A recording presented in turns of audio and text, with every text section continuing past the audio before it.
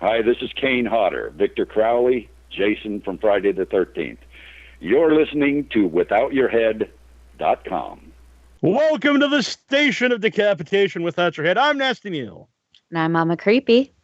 And joining us is the return of Sean Whalen, horror icon. How are you doing? I'm doing well, and very happy of my icon status. Yes, yeah. You deserve it's official it. now. I'll take it. Speaking of icons, there's like a plethora of icons in Death House, which is coming out in February. Yes. It's crazy. Yep. Yeah, it's like the Expendables of horror.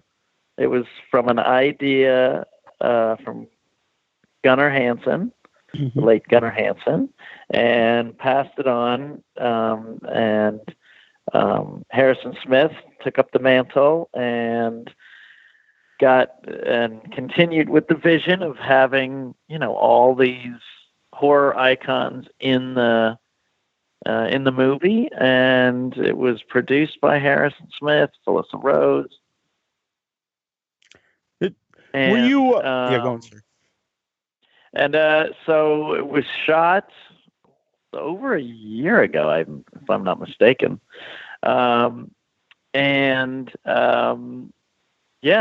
It's been going through the distribution nightmare that is our entertainment industry, and now will be available in a couple weeks. So everyone's very excited. Right after my birthday, actually. A couple days after my birthday. So yeah. Very cool. Yeah. Happy birthday. Thank you. Yes. Yeah. It was planned that way. They knew. Yeah. Birthday or something like that. I don't know. No, were you involved? Go ahead. I was saying, were you involved at all when Gunnar was talking about it? When he was earlier? No, I came very late to the party. Look, I didn't really get back into the horror world because I didn't think anyone gave a shit about Roach until I got Facebook, and then I started to get all these weird just people I didn't know, a lot of friend requests. And my friend who's a jazz musician goes, "Dude, accept them all." I go, I don't know these people. I don't really. He goes, "Dude, they're your fans." And I go, "I don't have any fans. What are you talking about?" And I did, and then it was just that. It was a ton of people saying that, they love me as Roach, and they want me to come to this horror convention, and it was just shocking to me. Like I had no idea. And so then I went out on the circuit and met filmmakers and kind of got back in the world a little bit, and did more horror films because, I was exposed to that world. And so it was just such a odd circling back to that genre because I kind of hadn't done it since the 90s. I did it early 90s, and then I did Idle Hands, which was more of a comedy horror movie. And I think to be honest, I was cast in that because more of my comedic chops. And then I started doing more in the last few years. So it was kind of fun. It was really, really fun. But in terms of Death House, they were doing this for a couple years. And then Felissa Rose, who's a friend and works with Harrison Smith a lot, pitched me for the movie. And I went in there, and I actually went for it's like my Never Been Kissed role with Drew Barrymore. It started out as a nice small role, but it turned into something really cool that now, I'm one of the names on the beginning of the movie. So it's very cool. Yeah. Plus you play Satan. Cool. Well, I don't know if you play Satan himself, but you play a character. I play a character. Very, very astute of you. I play a character called Satan. Yes, that is all. And that is all I'm allowed to say. All right. We won't press. That's all he's allowed to say. We'll see. Yeah, they don't want any of that stuff out. But it's a very trippy movie. It's a very wild film. So it'll be cool to see what people think. Yeah, I believe Troy is with us now. I am indeed. Hey, Troy, how are you? Hi, Troy. All things are good. How you guys doing? Very good, very good. We are good. I saw a call in the line. Hayden, do you have a question for Sean? I Hi, my name's Hayden Charles. And I've been following along with Death House for a while now, probably about ever since 2016.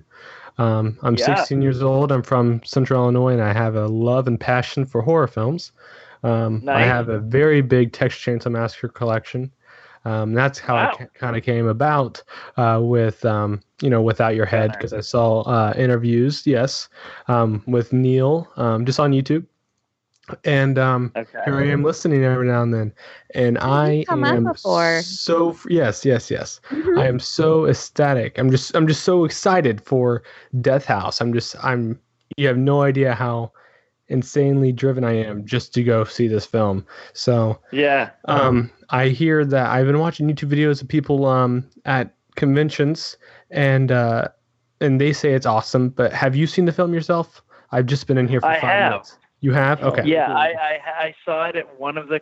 Where did I see it? I think I saw it at Scare Fest last year. I think it was a convention that Harrison Smith was there, and Felissa Rose was there, and God, who else was there in the movie? I'm blanking on his name. The guy who played Jason. By Kane Hodder. Kane Hodder, yes. Kane. Yeah. I was going Kyle. I kept on thinking Kyle. Why am I thinking Kyle?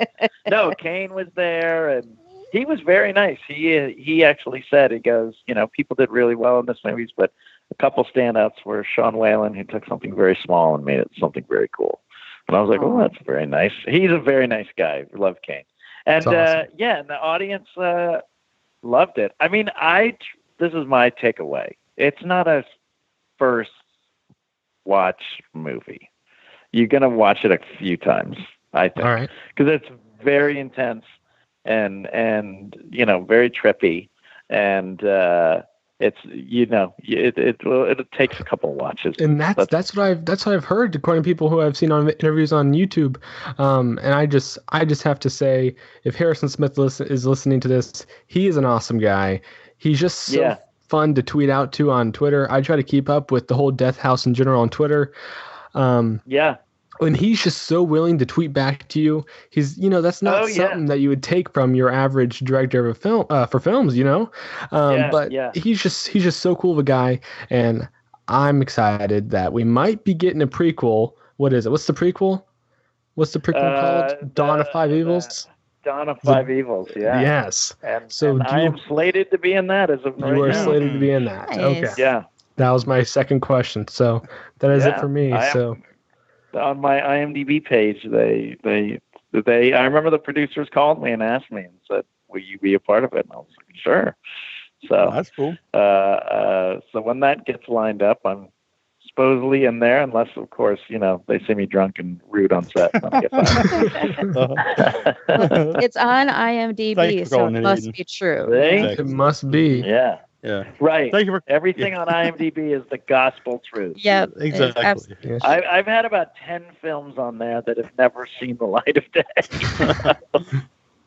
Well, thank you some for of yours that aren't on there. What's that? There's some on there that aren't on, or some that should be on there that you've done that aren't on there. Yeah. Like what? What was the one you did in the movie theater? Or not in a movie theater, in a laundromat. I'm blanking Crust? on it. Crust. Yeah. I don't think I don't think that's we haven't made shot that yet. Yeah. Yeah. Oh, okay. Yet. You have to be in kind I of. thought you guys had already done. Some people cheat a lot, and they when they write a script, they'll put it on there. And you kind of go, well, you kind of have to wait until you're actually shooting it in pre-production. At least I think so. Right. Yeah. But some people will shoot 2 minutes of footage of it, and they'll throw it on IMDb. So I am not that person. So that won't be on there until it's actually shot. Yeah. What was the reaction like for Death House at the convention? Well, it was the kind of thing where people were really excited to see it, and then afterward they were we had a big question and answer thing, and then people the next day were like, I need to see that again. And so that's kind of the reaction. Is it's very trippy, very strange, and it needs to be seen more than once. So yeah, was this your first time working with Harrison? Was it my first time? No, I worked with him after that, actually. But I had known him through Phyllis Rose for a couple years, and we had always said, "Hey, let's work together," and then we finally did. So it was really fun. He's very casual. He runs a great set, very professional, lets us do our thing. You know, it was really great. It was a great experience working on it. And it's fun to be a part of something that everyone's so excited to see, you know? Yeah, definitely. It must be a good feeling that like fans have been behind it, trying to get it in more theaters. You know, it's yeah. So I don't think it's playing anywhere here yet, but hopefully it opens somewhere in Boston. But isn't it on VOD pretty quickly? Is it? Like, I don't know. I thought maybe they're doing a month in theaters and then putting it on later. Yeah. I hope it is, because it's not playing in Louisiana. I think the closest to me is in Houston or Austin at this point. So I got to go to Texas. Right. Yeah. Oh, that's tough. Yeah. How far away is that? A couple hours. At least 4 or 5 hours, I think, from here. I live in Baton Rouge. So, yeah. It's a bit of a trek. I have a little bit of video of dancing with Sean amongst other people in Texas. During the karaoke. When was that? Very nice. That's scary. It was Texas Frightmare. That was sad actor wannabe rock star mode. Every rock star wants to be an actor. Every actor wants to be a rock star. So when you get to like do karaoke in front of several hundred people, you feel like you've arrived, and the ham is unstoppable. I think it's good though to see that you're having a good time. You're not just sitting up in the room. Fun. I love. Yeah, and the thing is, hey, I love horror fans, but they're not a big dancing bunch, and they don't really, hit the dance floor. And I was like, come on, get on the dance floor, and then of course I said, get closer, and of course they all run to the stage and then just stick their phones in my face. And I'm like, no, you're supposed to dance. But it was fun. I had a really good time. Yeah, I did too. I was dancing. Not necessarily good, but doesn't matter. Yeah. But that's my whole. Well, there's a whole thing about I actually want to do a short about karaoke because I wasn't really into it. My manager got me into it a few years ago, and I used to think, this is not. So we went to a club every Wednesday night at around 10 o'clock, and it was really fun. And I got into some fun songs and was hamming it up, but it really bugged me because there's two philosophies of karaoke, which is one is, oh, this is my American Idol audition, and the other one is this is a party. So it doesn't matter if it's karaoke or recorded, it's a party. So sing fun things, either fun that we can sing along to, or fun that we want to dance to and party to.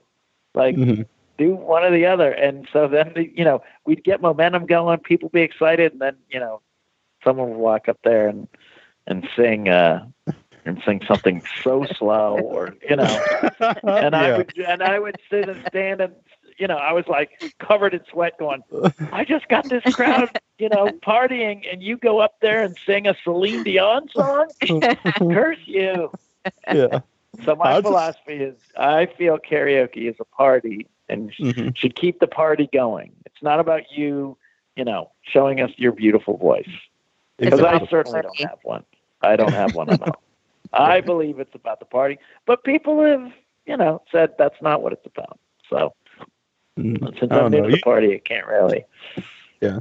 I remember someone singing Losing My Religion once from REM at a karaoke, and it really does bring everyone down. Yep. Not that it's a bad song, but it's just Well, yeah, you're like, I'll get another beer, I guess. Yeah. Our time. But yeah. I guess that's better than everybody hurts anyway. Yeah. That would be worse. Yeah. But you could turn. But see, losing my religion, if done right, could get everybody singing along. Mm-hmm. Sure. Because I think there are mid-tempo, slower songs that like "Don't Stop Believin'." Like everybody sings their ass off. It's an anthem. Yeah. Mm-hmm. Yeah, it's like an anthem. You're exactly right. So those are fun. But I think upbeat, rowdy songs are the best. So that's what I usually do. Mm-hmm. So let us know about your play this weekend. I saw on your Facebook. Oh yeah, this is a play. It's a great story. My best friend of 30 years, Doug Van Bever, 20 years ago, really, he wrote. Well, actually, he went to a therapist. I'll leave it for. He went to a therapist, and he was only there for 45 minutes, and he left. And he said, "Well, that was okay. I'd like to go again." He called, and the therapist's secretary said, "Well, let's see. We have an issue. We need to get you on these drugs." And he's like, "What? What are you talking about?" They said, "Oh, well, we need that with all personality or borderline personality disorder patients." And he goes, "I was in there for 45 minutes, and you have a diagnosis that I'm borderline personality disorder already? This is bullshit." And then he was also a waiter, and when he was a waiter or bartender has customer rage, and so he wrote a great sketch called Psyche on Melrose, which was about the hottest restaurant in LA where all the waiters are trained and licensed therapists. So they come to your table and they analyze you. And so basically it starts out with a family coming to try this fun restaurant. And with his overanalyzation and quick judgments on them, he destroys the family and gets pissed off that he gets a 10% tip. So he did that sketch for several years, and then he did want to do the short. Asked me to do the short, and I was like, I don't want to do the short. This is your sketch, your vision. You're you're so funny in it, and I don't want to imitate you. Like I feel like if I did the movie, because I know you so well and know this sketch so well, I'll just imitate you. But he said, listen, I'm directing it. Your face will help me sell it and get it out there. Will you? And I was like, okay. But I said, direct me because I don't want to do you. And he really helped me find a unique way of doing it. And so the short won a bunch of comedy festivals and things like that. And then cut to 8 years later, and a friend of ours who also did the sketch in one of Doug's classes said, hey, this restaurant is perfect for expanding that idea into a play. So the original thing with the family is still in it, but we expanded it to a couple going in there for premarital counseling who is waited on by their therapist is the woman's ex-boyfriend. And then a group of people who are getting sensitivity training for sexual harassment are treated by a very Zen meditation, hippy-dippy woman therapist. And me and my friend are the leads in it. We are trying to win a contest because the winner of that contest will be Oprah's new TV celebrity. So all of the therapists start to screw each other over to try to win the contest. And so we keep going to the table of the sexual harassment people going, she's so crude, get cruder with her. She'd love it, and she gets more freaked out. And so it all explodes into a big farce, like a classic farce structure. Mm-hmm. And it all, everything explodes. And it's immersive, so it's in a restaurant. And so the play takes place all the way around you at all times. So, oh, very cool. Yeah, it's very cool. That's it's awesome. A really fun play. It's, it's an hour. And so we started last June, and I got a great response in the 6 months that we did it.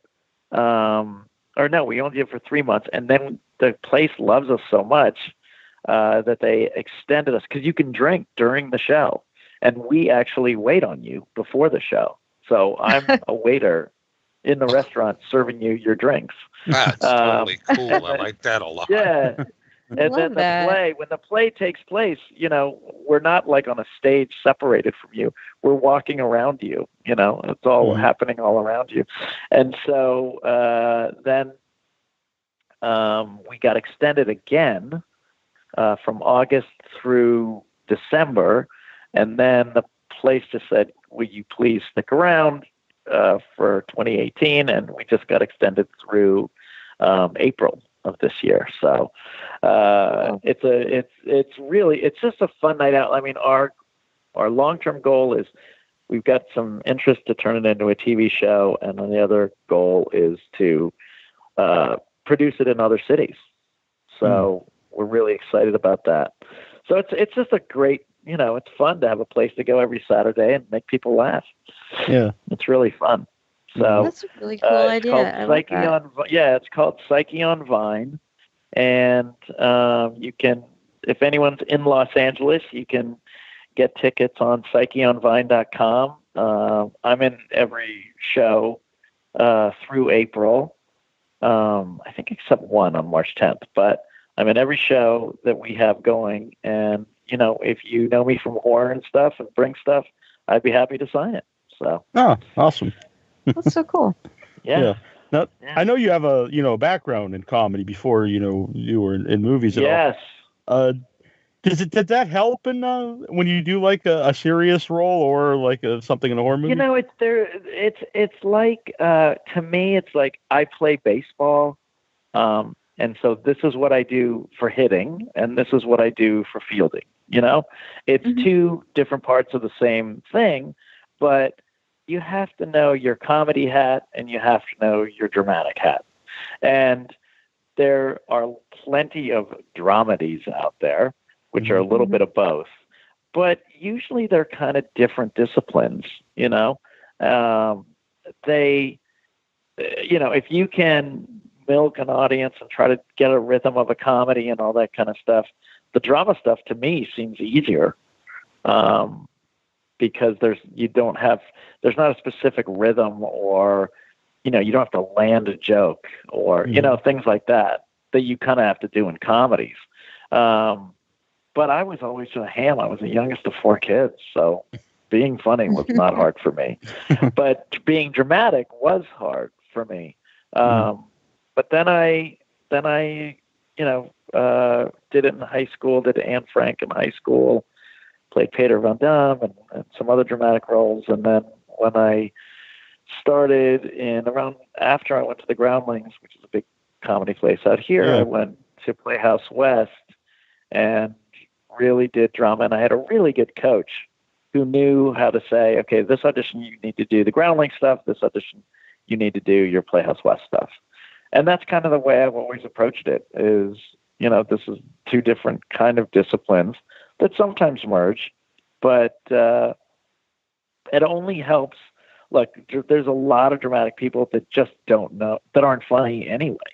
They don't know how to be funny. But most actors, though, have a good sense of humor. We kind of have to survive in this business. You gotta have a sense of humor a little bit. So, so the short answer, which wasn't short at all, is sometimes yes, but mostly they're different. Yeah. I also saw you picked Get Out for your favorite movie of the year, which I loved. I thought it was a great year for horror movies. Oh my God, yeah. Yeah. Well, he's so cool, Jordan Peele is so cool. And there's I was definitely excited because I saw it and I loved it. And then in Vanity Fair, he said his 2 influences were Rosemary's Baby, which makes a lot of sense because it's kind of a slow burn, and then People Under the Stairs. Oh, wow. Awesome. Oh, cool. Yeah, because he said that when he was a kid, he saw a little black kid save the day. And he never forgot that. Oh, yeah. That Wes Craven, of all people, had the, because obviously one of the earliest African American protagonists was in Night of the Living Dead, and he got shot. Yeah, right. He was the hero. He was the hero, but the times didn't allow for that to continue. So he got shot. So in this one, he said, "Wow, that little kid saved the day." Yeah. And it's one of these rare horror movies where there's a happy ending, And I would argue that Get Out is not a happy ending because she's not dead. Right. Yeah. And that's, right. And that was the one thing where I was like, "Oh, no way," because I was like, "Well, she's dead," and I was like, "No, she's not. Yeah, not really." But, and she could be pretty pissed. And I thought she was fantastic. Yeah, that was a movie where I actually heard all this hype. And sometimes when you hear all this hype, you watch it and it's like it'll never live up to the hype. But that one actually did. Yeah, it was like, oh, this is as good as I heard it was. It was so great. I heard some hype, and I went immediately to the theater. Like my girlfriend and I were like, we have to go because I just don't want to. I don't want to hear that douchey Facebook person ruin. Like, you know what I mean? Yes, I do. Yeah. We went early, so before it got too hyped, Yeah. So that was really fun. But it was hard. It was, and it is one of those things that's so fun in a theater, Yeah, with a bunch of people screaming, and it's really great. I just thought it was so interesting. I mean, it just it went with a different twist, where it went a different way than I expected it to. I almost went in expecting it to be like a hunt, something like that. Right. Right. It was just written so well and directed so well. Such a creepy, slow. But again, but now when he says Rosemary's Baby, it's because, as my girlfriend put it, she said the hardest part about all of it, just like Rosemary's Baby, you know what's happening. You slowly start to go, oh no. Yeah. And you just have to see them go through it. And you're like, oh my God, you hate that you know it. You hate that you know it, but he doesn't know it. You know what I mean? Yeah. Like Mia Farrow, you're like, don't you know what's happening? Or you have those, oh hell no, don't go down there. Don't go down those stairs. Don't go in the basement. But I mean, it was great because I watched it recently. So we saw it in a theater, and we just saw it for my daughters. We went on to a cabin in the beginning of January and watched it in a cabin. And the scene where they go upstairs and everyone's talking, then all of a sudden they just stop and look up at the. They look up and try to listen to what's going on, and my daughter just goes, "Oh hell no!" Because awesome. It's so weird. It's so weird. Yeah, I'm really looking forward to his Twilight Zone. Satanist. Yeah. Oh, is he doing Twilight Zone? Yeah. Yeah, he's doing the reboot of the Twilight Zone, which I guess producing it. But I think that's a perfect guy to do it because that movie. Yeah, it's TV show. TV show. Wow. Yeah. But it's so weird. I didn't know he was such a huge horror fan either. Yeah, I didn't know either because I always liked him in the Key and Peele. Yeah, and then I don't know if you ever saw. It was the other one. It was in Hell Baby, which is a really funny horror comedy. Funny. Yeah. Did he write that or something? It was the other one from Key and Peele was in that one. Okay. But anyway, but I didn't know either. It's weird. Just like you, he's a comedian and also into the horror. Yeah. Yeah, but it was really interesting to hear his interviews because he said, "Listen, man, when he goes, this is how we feel. If a black guy went to a house like that, you kind of feel that weirdness anyway. So that's why the audience kind of sees stuff going on. But then he's like, it seems like weird like that a lot of times when you're a fish out of water. He goes, just if you were like a white person going to an all black family, he goes, you would feel just a little weird, Right. And he goes, and that's what I wanted to play with. That, oh, that's a little weird. That's normal to be a little weird, isn't it? You know what I mean? Right. That's what I thought was so then really. You're second guessing. Yeah, because you're second guessing. Because that's why she's like, well, I don't want to overthink this. It's just a little weird, right? You know, until the weird shit really starts happening. You know, like the running. You know, the old man running. Yeah. Well, he's grandpa. Spoilers. Yeah. Sorry. So Heather brought up earlier is Crust. What's going on with Crust?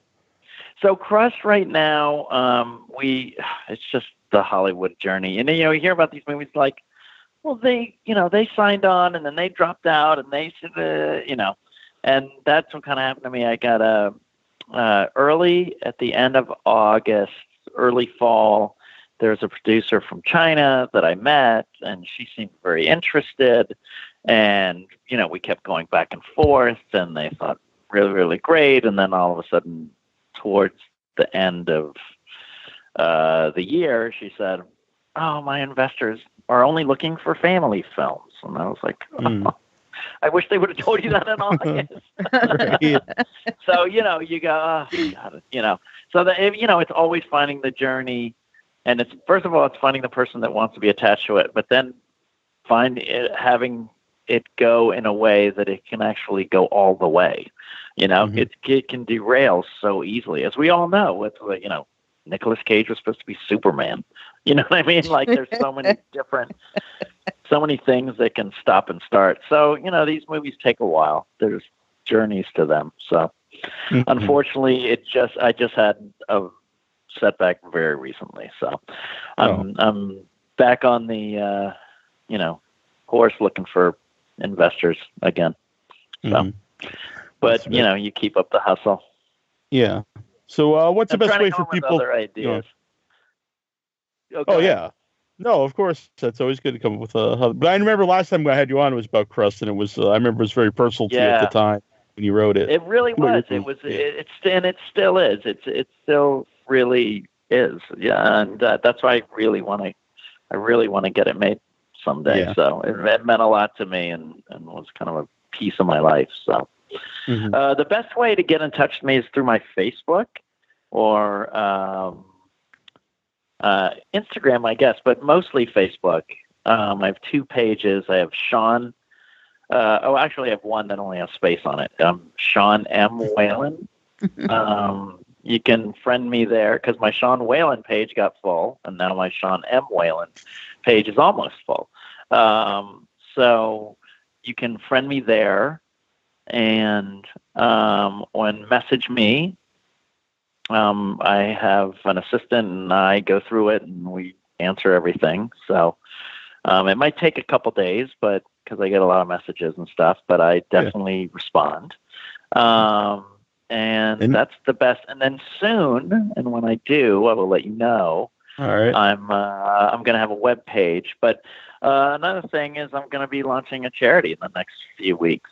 So, wow, that's very cool of you. Yeah, I got all the paperwork done. I am now a registered California charity. So it's called Math for Living, and that premise is because I did one day I just started, I wore these shirts that were positive messages, and I said, God, there should be more positive message T-shirts, which now there are plenty, but I did one that looked like chalkboard math things, so it said positivity is greater than negativity, and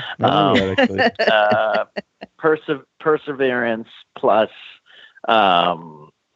faith plus hard work equals success, and you know, things like that. And the idea came because last year I was getting my colonoscopy, and I said, hey, I'm cleaning out my colon tonight, and what music should I be listening to? So, you know, a lot of people said anything from the Brownsville Station, like Slip Sliding Away by Paul Simon, just some really funny ones.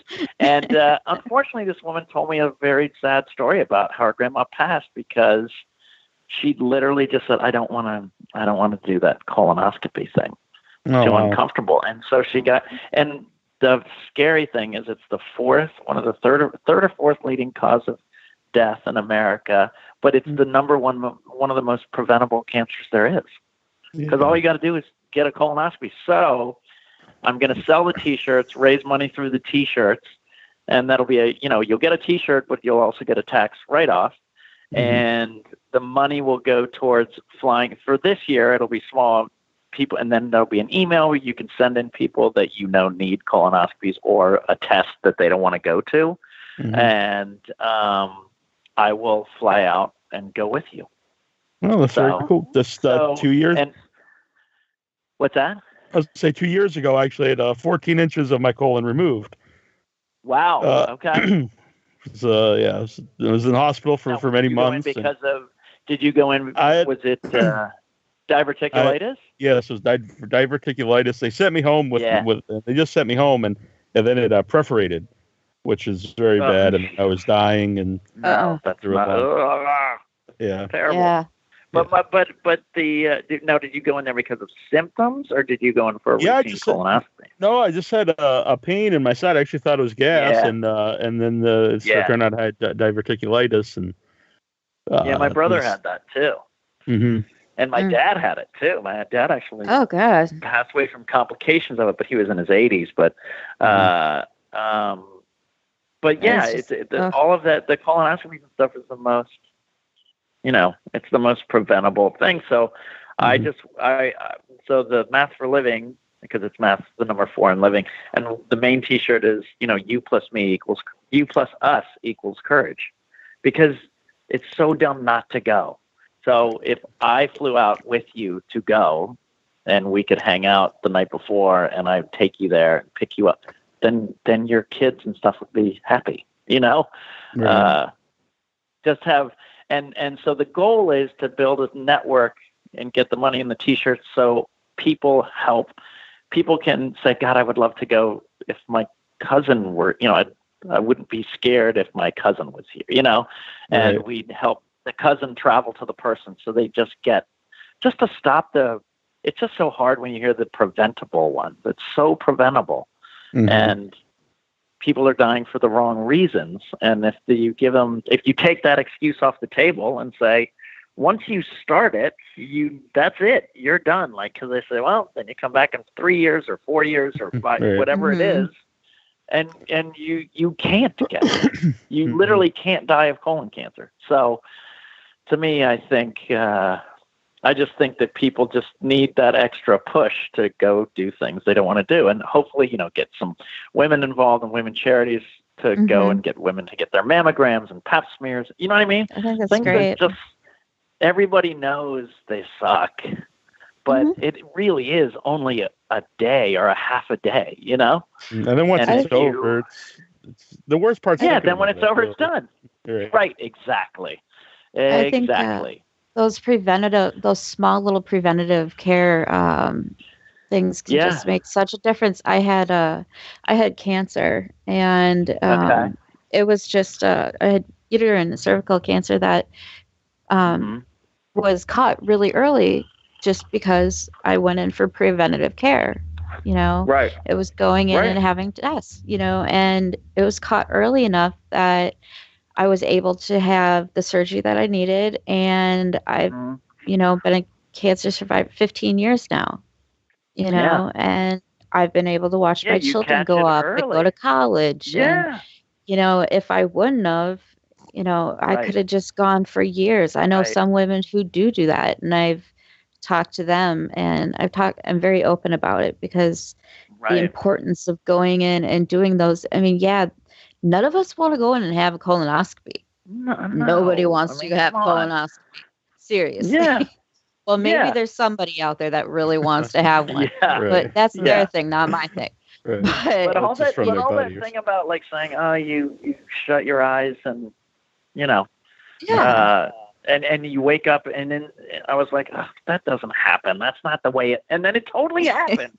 I mean, it was crazy. Yeah. They're like, are you getting tired? And I was like, yeah, I'm a little tired. And then I opened my eyes and I was like, I'm kind of getting tired. And they're like, we're done. And I was like, what? So, I mean, it's really easy, and it just puts you on a path of like, okay, this will never happen to me. May as well take that off the table, So, and it's basically trying in the long run to build a support network to have people, not die of stupid things. You know what I mean? Right, There's no reason to, and it's a shame, Mm-hmm. So that's going to be coming up in a couple weeks as well. So I think very that's cool. Great. We Makes me want to I have have to get going here. Yeah, we want to thank you for coming on. It's been a great time, and love to have you back sometime. Hey, definitely. Please have me back. I always enjoy talking to you guys. And like I said, Sean M. Whalen on Facebook. Reach out to me there. Another quick little plug. I'm available for Skype coaching. I'm coaching a girl currently in Arkansas, and I've coached a girl in Nashville, and coached a couple people in Kentucky and in New York. So I do Skype acting coaching as well. Oh, really? So, that's really cool. Yeah, you can get in touch with me through my website as well. So awesome. I was wondering if you were going to keep everybody. teaching. That's great. Yeah, I'm still teaching comedy improv in LA too, and I'm just starting up a teen class too. So if you're in LA and have a teen and want to study with me, we're going to be starting that up soon too. So just many balls in the air. All right. Well, thanks, man. Yeah. And we'll talk to you again. Thank you very much. Good night, guys. Good night, Sean. Have a great night. Thank you. You too. Bye-bye. Bye. Hey, everybody. This is Harrison Smith, director and writer of Death House, and you are listening to Without Your Head.